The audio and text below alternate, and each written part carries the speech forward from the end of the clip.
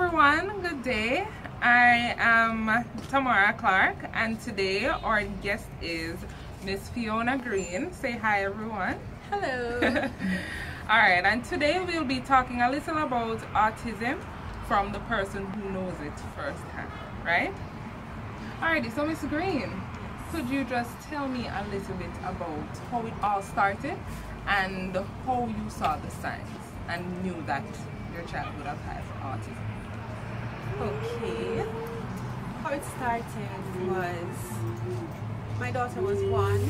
She was saying dada, mama, and a little bit of words.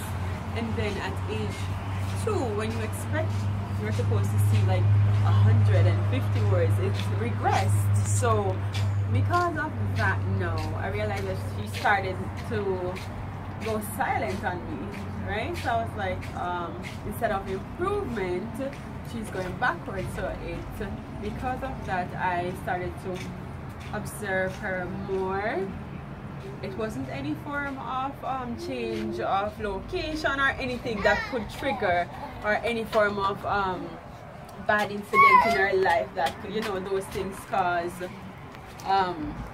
child to go mute. So I decided to take her to her pediatrician. He said I should observe some, you know, kids do that. So I said fine. Then I moved on to the internet, Dr. Google, where I did some more research. Yeah. Then not because of just Dr. Google information, my little background knowledge of being a first-year student at Sam Sharp. Yeah. Right? So I went to Sam Sharp when she was just 1. So I didn't know much. So I continued to watch and all of that, and then after which I got information. I started diagnosing my own child, which I shouldn't. Yeah. Okay, this could be autism, but let's just wait and see. So yes, that initially it was just the fact that she was talking, then she stopped. Okay. Yes. Alright, interesting. And upon finding that out, as you said, you saw Dr. Google.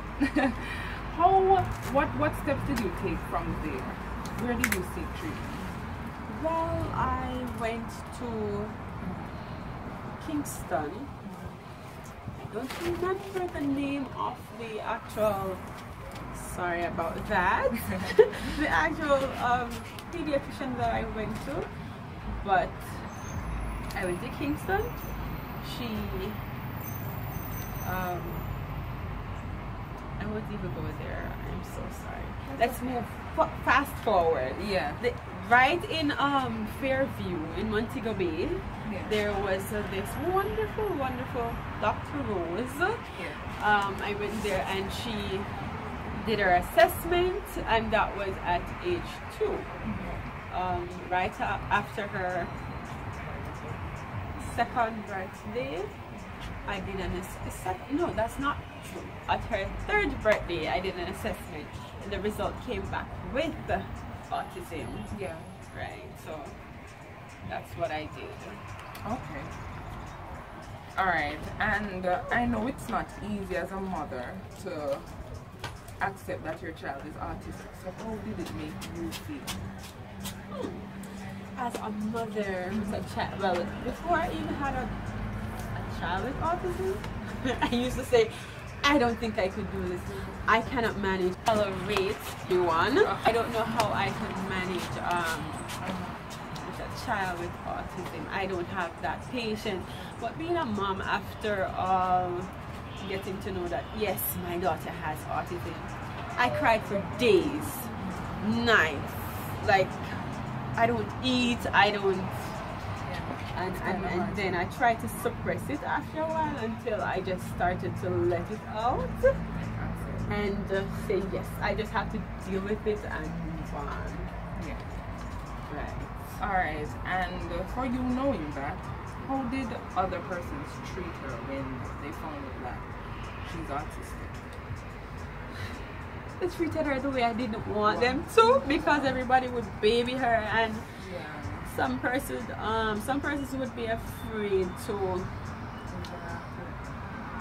go ahead and address her, because sometimes she'll just it's not tantrum, she just blurt out or get angry at you. She's not that friendly all the time. Yeah. At times she will come around and smile with you, other times she'll ignore you. Persons will try to talk to her and just say she just feisty, and I'm like, no, she's not feisty, she's not, as it relates to our social context in Jamaica, we socialize well. She's not that type of person, right? So even if she's around you every day, like myself, her father, her peers, it doesn't matter how many times she see you in one day or over a period, she's just not that social being, right? Right. And I guess that's a result of the diagnosis, right? Absolutely. All right, Miss Green, I would like to know as well, what message would you have for mothers out there with children who are autistic? Because I know there are mothers out there, like once they find out that their child is autistic, they just completely, maybe even give up the child for adoption. So with your experience, what message do you have for mothers like yourself? Well, the number one message, we have to have patience. Without patience, you lose it. If you're like myself, you will lose it. And then early intervention is the key. Like once you know that your child, if you have signs, even if you don't take your child to get a diagnosis, and you just realize that, okay, you can ask anybody without the PhD behind their name, like myself. What should I do? And then you can say, all right, and give them little advice as to what to do. And once they get that early intervention, and before even the early intervention is the acceptance. Do not try to deny the fact that your child, because you're going to be holding back your babies. If you do that, you're going to be holding back your child, because in the regular end, it just won't fit for your babies, right? So that's 3 ways. What other way could I say now? I'm not saying that you should segregate your child, but if you see that your baby don't want to interact, don't force it on the baby. Eventually they will come around, right? Eventually, because if you force, it's only going to make matters worse. As a mother with a child that is autistic, believe me, early intervention is one of the best things ever. My child was potty trained at age 3, and it's like, it was a miracle for me. It was amazing. I couldn't bother at nights to just I have to get up. I can't control her bladder. I can't say do this and do that. During the days, it's the same thing. I'm in town, she have to wear diaper. And it's costly. So you want to, if it wasn't for the school, that early intervention, I pulled her out of the regular classroom and I sent her to a school that just catered to her needs and have the one-on-one attention that she needed. I don't know, maybe she'll still be wearing diapers at almost age 4. So yes, so alright. Anything else for today?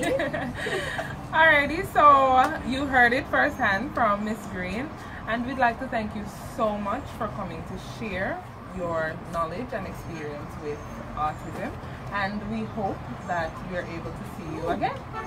Absolutely. Right. And I thank you for having me, and I hope you guys enjoyed our little interview here. Bye.